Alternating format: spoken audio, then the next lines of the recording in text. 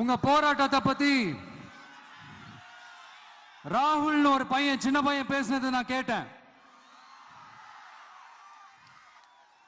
அந்த குழந்தையோட பேச்சு மனசு ஏதோ செஞ்சிருச்சு. உடனே உங்க எல்லாரையும் பார்க்கணும்னு தோணுச்சு, உங்க எல்லாரையும் கூட பேசி ஆகணும்னு தோணுச்சு. உங்க எல்லாரும் கூட நான் நிப்பேன், தொடர்ந்து நிப்பேன் சொல்லணும்னு தோணுச்சு.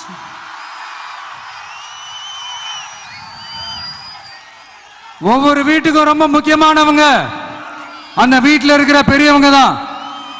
அதே மாதிரிதான் நம்ம நாட்டுக்கு ரொம்ப முக்கியமானவங்க உங்களை மாதிரி விவசாயிங்க தான். அதனால உங்களை மாதிரி விவசாயிகளோட காலடி மண்ணை தொட்டு கும்பிட்டு தான் என்னோட பயணத்தை தொடங்கணும்னு ஒரு முடிவோட தான் இருந்தேன். அதுக்கு சரியான இடம் இதுதான் எனக்கு தோணுச்சு.